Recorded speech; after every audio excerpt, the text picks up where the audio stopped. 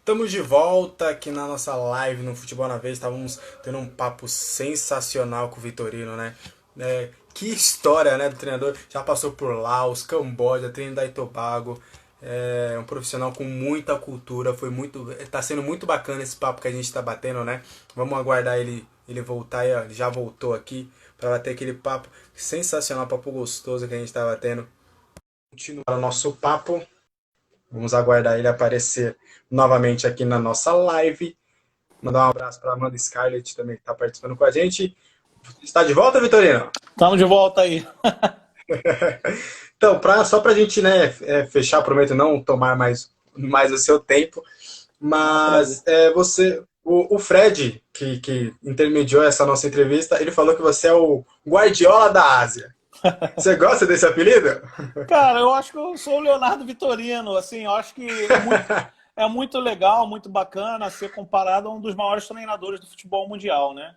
E essa comparação de Guardiola, da Ásia e tudo mais veio justamente, né, depois das 23 vitórias seguidas, né, que a gente conquistou no Laos. E o próprio Guardiola, na época, elogiou bastante o trabalho. As pessoas fizeram muitas comparações com o Pepe Guardiola. Então isso marcou, foi uma coisa marcante, que assim, eu fico muito envaidecido porque, pô, nada melhor que você ser lembrado como um treinador vitorioso, né? E comparado a um treinador de grandes conquistas.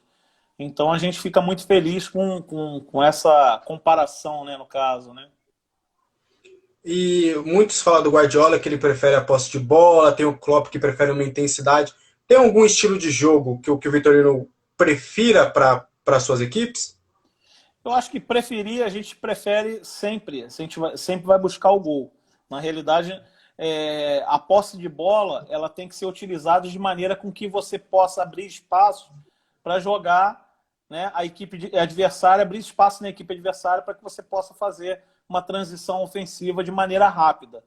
Então, eu prefiro realmente uma mistura dos dois, vamos dizer, a posse de bola, né, quando a gente tem a possibilidade, né? Eu sempre digo para os nossos atletas, nós temos que ficar com a bola, que o momento mais importante do futebol é o gol. E para você conseguir se tornar responsável em ter possibilidade de fazer gol, você tem que estar com a bola.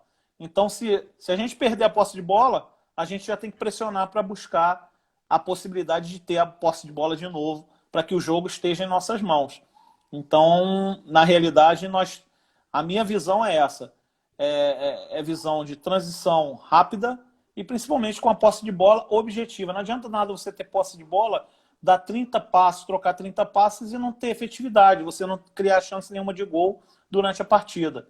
Aí você pega e faz assim, nós tivemos 30 passos, trocamos 30 passos, mas não chegou nenhuma vez ao gol. Não adianta nada você ter posse de bola se você não foi efetivo, se você não teve objetividade.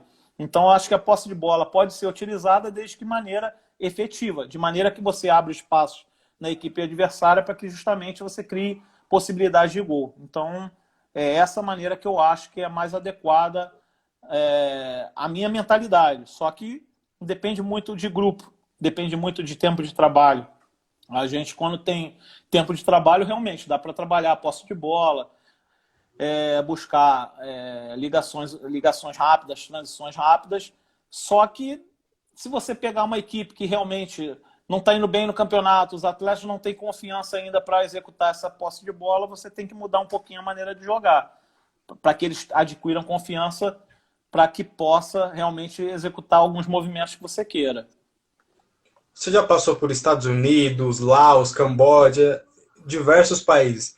Você acha que todos esses países que você passou estão abertos a trabalhadores estrangeiros, a treinadores, principalmente do Brasil? Eu acredito que sim. As pessoas falam, o futebol brasileiro perdeu muito mercado, tem muitos profissionais que não estão trabalhando no exterior.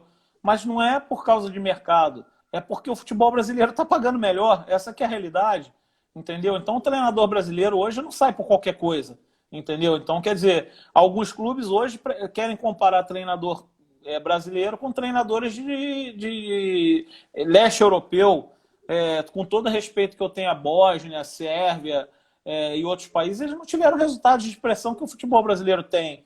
E, na realidade, muitas vezes eles querem comparar. Ah, não, o treinador anterior é o treinador da Sérvia, ele ganhava tanto. Então, leva o treinador da Sérvia, entendeu? O treinador brasileiro prefere ficar. Então, quer dizer, um exemplo, até com relação aos grandes treinadores.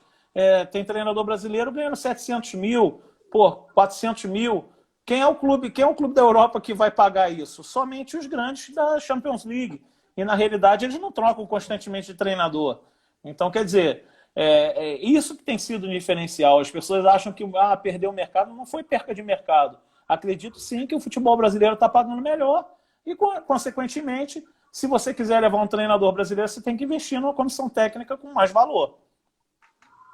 E falando ainda de estrangeiros, né, que no Brasil teve uma onda no ano passado de treinadores estrangeiros, tivemos o São Paulo no Santos, o Jorge Jesus no Flamengo. Você é favorável para que os estrangeiros trabalhem aqui? Você acha que é sempre importante ou você acha que com os brasileiros já dá resultado? Eu acho importante ter treinadores estrangeiros trabalhando no Brasil, porque você acaba com um círculo vicioso, que na realidade o futebol brasileiro estava indo para um caminho muito ruim, que eram os mesmos treinadores, sempre troca de um clube, vai para um clube, vai para o outro, retorna para o clube. Então, quer dizer, esse círculo estava muito vicioso.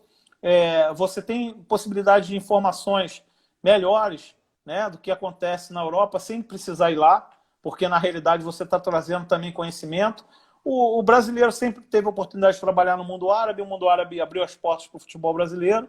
A Europa também já abriu muitas vezes para o futebol brasileiro, treinadores brasileiros. Eu acredito que, consequentemente, é uma oportunidade boa do futebol brasileiro ter conhecimento, trazer treinadores estrangeiros também para o futebol brasileiro. Você tem o Sampaoli aí que está executando um trabalho muito bom. Teve um trabalho bom no Santos, né? Que na minha visão foi um trabalho muito bom, dentro das possibilidades do Santos conseguir um trabalho muito bom. E também o Jorge Jesus, que tem feito um trabalho muito bom no Flamengo. Aí você fala, com o time do Flamengo não é bem assim, porque ele também contratou muitos jogadores. Ele ajudou com que o staff, né, que é o diretor de futebol e tudo mais, o diretor executivo, fizesse as contratações pontuais, aonde realmente o clube necessitava. Então, eu acho que toda troca de informação e de conhecimento é válida. E nada mais válido do que você ter treinadores estrangeiros. Nós, brasileiros, cansamos de trabalhar em outros países, por que os estrangeiros não podem vir trabalhar aqui? Eu acho que fica quem tem mais qualidade. Os mais qualificados vão ter espaço. O Frederico está perguntando, Léo, como você avaliou os estágios que você fez na Alemanha e na Rússia? Cara, foram muito importantes. O da Alemanha foi da parte, assim, vamos dizer, da parte gerencial técnica, né? Que a Alemanha investiu muito na questão de formação, né, de jogadores, não só na seleção quanto nos clubes. Mas eu acho que o trabalho da Federação da Alemanha foi um trabalho marcante, porque eles não trabalharam só nas capitais, eles criaram núcleos de desenvolvimento dos atletas nos outros estados, coisa que o Brasil ainda não se abriu, não se atentou para isso. Né? O Brasil é muito focado na questão de trazer os jogadores para o grande centro, que é Rio e São Paulo, principalmente Rio de Janeiro, que é a sede, né, o centro de treinamento da Granja Comari, e a Alemanha fez o contrário. A Alemanha colocou os grandes centros, né, devido às proporções, nos estados, né, para a formação de jogadores. Eles pegavam jogadores que disputavam a liga, né, de divisões de base, traziam para esses centros de treinamentos e executavam alguns dias determinados treinamentos e, ao mesmo tempo, eles já estão observando jogadores que teriam potenciais para as seleções de base, sub-15, sub-17 e sub-20.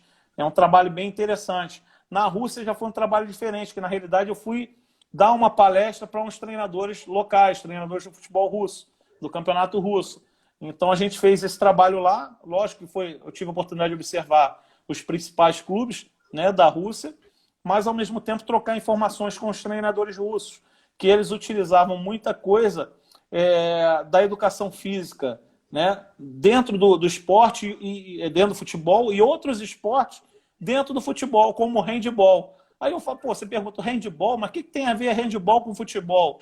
O sistema defensivo de todo mundo bloquear é um sistema que realmente é efetivo.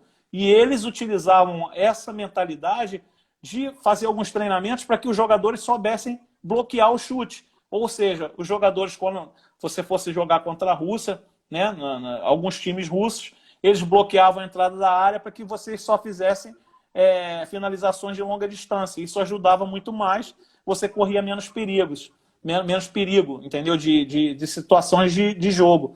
Então, quer dizer, são momentos que serviram para um crescimento, observações interessantes que me ajudaram, né, dentro dos meus trabalhos, tentar executar isso dentro do trabalho que a gente executa dentro dos clubes por onde a gente passa.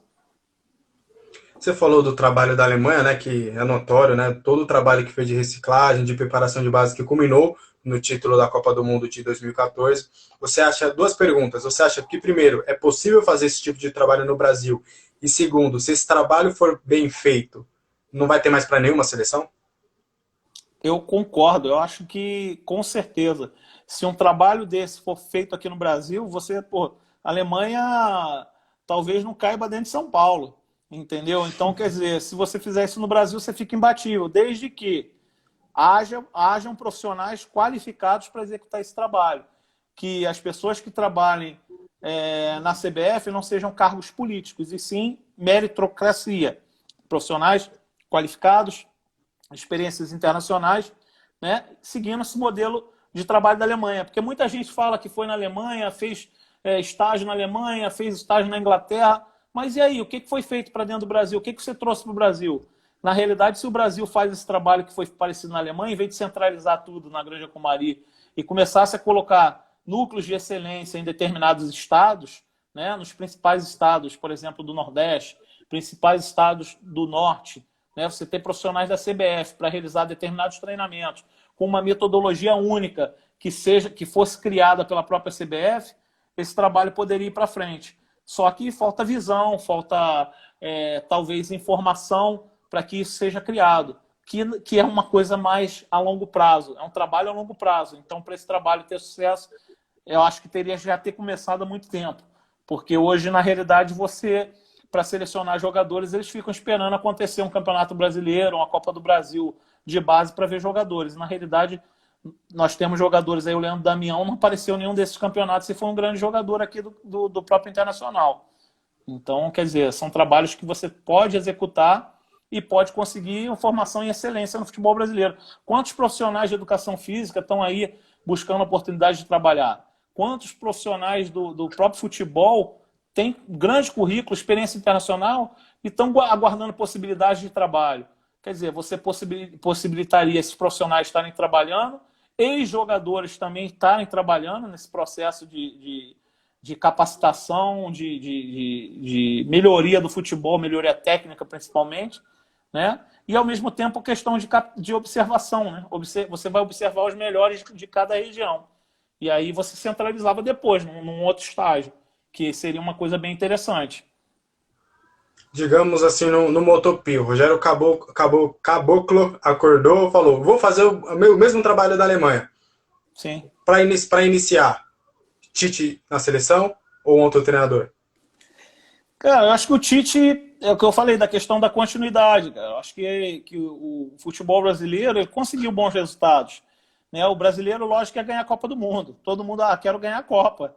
Mas só uma seleção que ganha, né, cara? Então, e nem sempre o futebol, às vezes, é jogar em 90 minutos. Se você, numa partida, numa Copa do Mundo, não joga bem os 90 minutos, você coloca tudo a perder.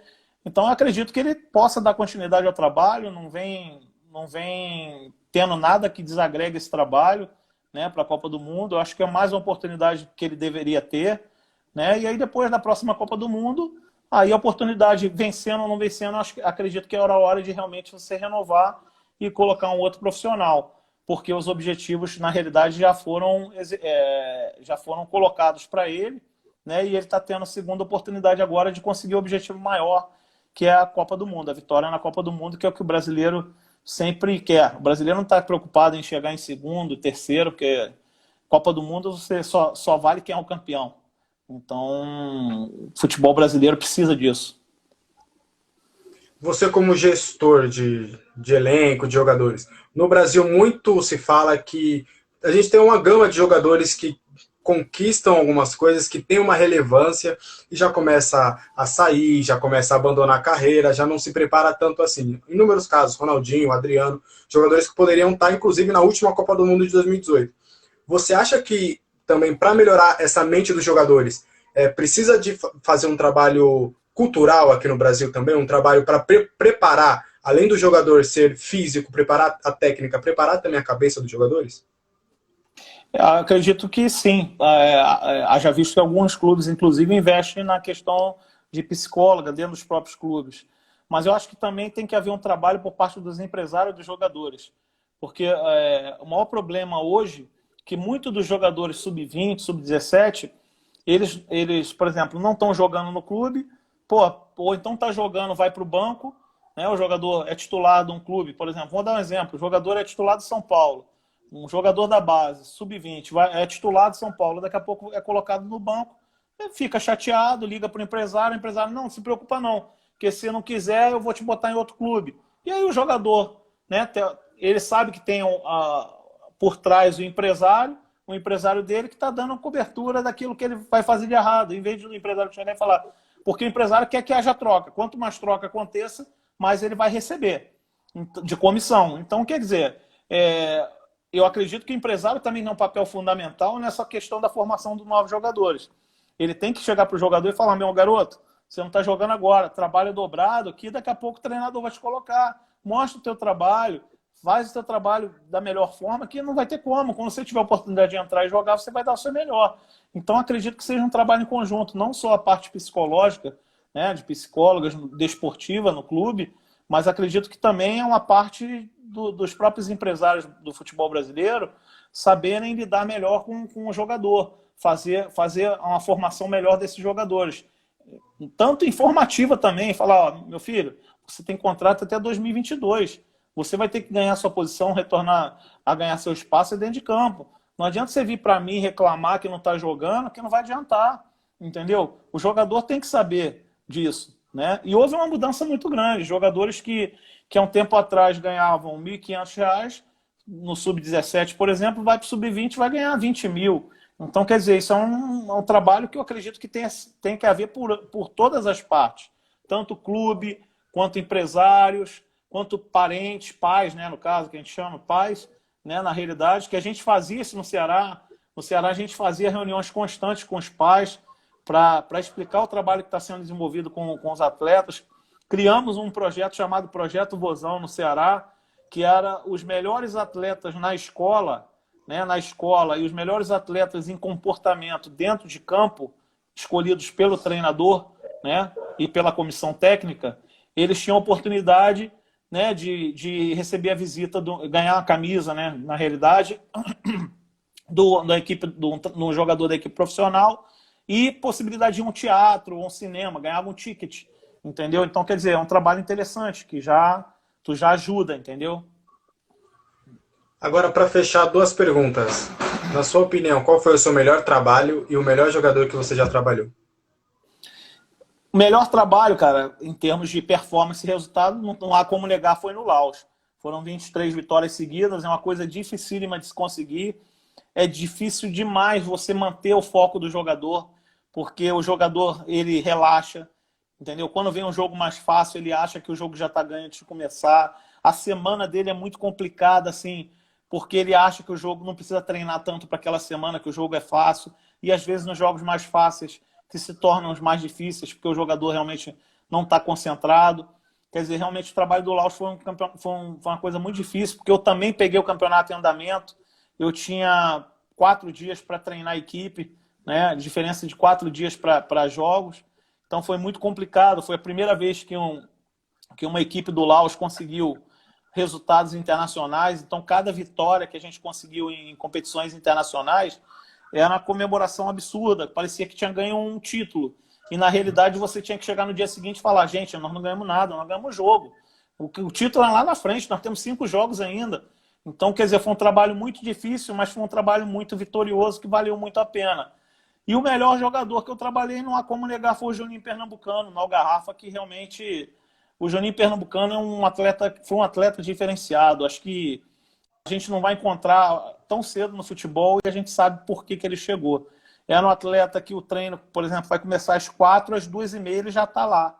Eles muitas vezes chegavam antes do roupeiro e falavam, pô, eu chegava cedo também, eu gosto de chegar sempre cedo para ver como é que o atleta chega. Ele, professor, cadê o roupeiro? Por que o roupeiro ainda não chegou? Pô, já são 2h30 e tal. Aí o roupeiro às vezes estava almoçando. Cara, então quer dizer, eu acho que assim, a questão de disciplina, a disciplina dentro e fora de campo, cara, foi exemplo não só para os jogadores, como para membros da comissão técnica, para todos nós. Então, na realidade, ele, na minha visão, foi o melhor atleta que eu tive a honra de trabalhar, né? Foi espetacular. E não é à toa que ele conquistou tudo que conquistou, né? E agora vai tentar conquistar também como diretor de futebol lá do Lyon, né? Exatamente, exatamente, exatamente. Se os jogadores seguirem o exemplo dele, eu acho que tem tudo para conquistar. Então, agora para fechar de vez, tem mais alguma coisa para falar? Alguma curiosidade? Deixar algum recado para os amigos que estão acompanhando a live? Não, eu agradeço aí a oportunidade de vocês, né, de participar dessa live aí com vocês. É importante as pessoas conhecerem o trabalho da gente, que tem muitos anos, né, de estrada e principalmente no exterior, né? Porque é muito fácil você acompanhar determinadas sites que realmente, às vezes, você tem influência do assessor de imprensa que, porra, é um assessor que trabalha junto a grandes clubes e tudo mais, né? E aí, consequentemente, vão botar em evidência treinadores que estão desempenhando aquela função e são assessorados, de repente, por esses caras. E, na realidade, nós somos um profissional que está buscando espaço, tem representado o Brasil ao longo dos anos no exterior, né?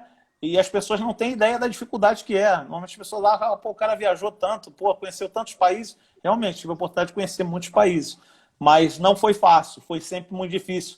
E a gente, assim, graças a Deus, assim, em parte a gente tem esse reconhecimento na Ásia, né? E na Europa a gente teve.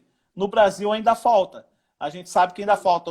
A gente às vezes fica chateado, pô, no Brasil o pessoal não reconhece o trabalho da gente que trabalha tantos anos fora. Mas a gente sabe que isso um dia vai acontecer. A gente sabe que é um passo que a gente tem que mostrar aqui no Brasil. Por isso que eu fui para o Grêmio Osasco, que as pessoas...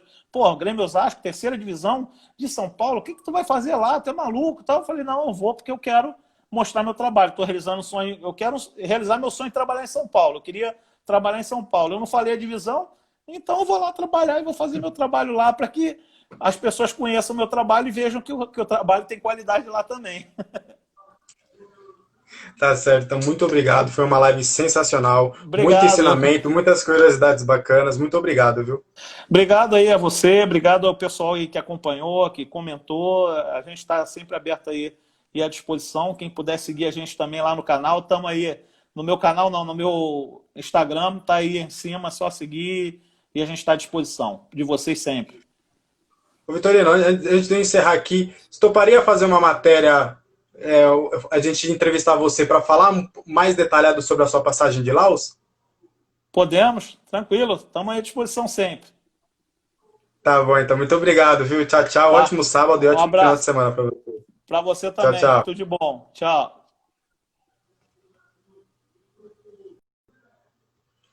Tá aí. Encerramento de mais uma live. Que live bacana, né? Como ele falou mesmo, né? Você vê que tem profissionais no futebol, profissionais na área que, pô, tem uma longa cronometragem lá fora e que no Brasil não são tão reconhecidos, né? Foi reconhecido pelo Pepe Guardiola, né? Que é para muitos é o melhor treinador hoje do mundo, pelas conquistas, pelas 22 vitórias lá no Laos, passagem pela seleção do Camboja. Ele mesmo revelou que se acha que foi uma influência para Trinidad e Tobago estar na Copa do Mundo de 2006, que foi a única participação de Trinidad e Tobago, e também da Angola, né? Na Copa do Mundo também, que participou de uma Copa do Mundo, muito graças ao começo do trabalho do Vitorino. Que live bacana, que live show de bola aí. Para encerrar essa turnê de lives que tivemos no Futebol na Veia nesse sábado, né? Tivemos com assim, às 4 horas da tarde, uma entrevista, uma live muito bacana que a gente teve, 4 horas da tarde, pode acompanhar no GTV.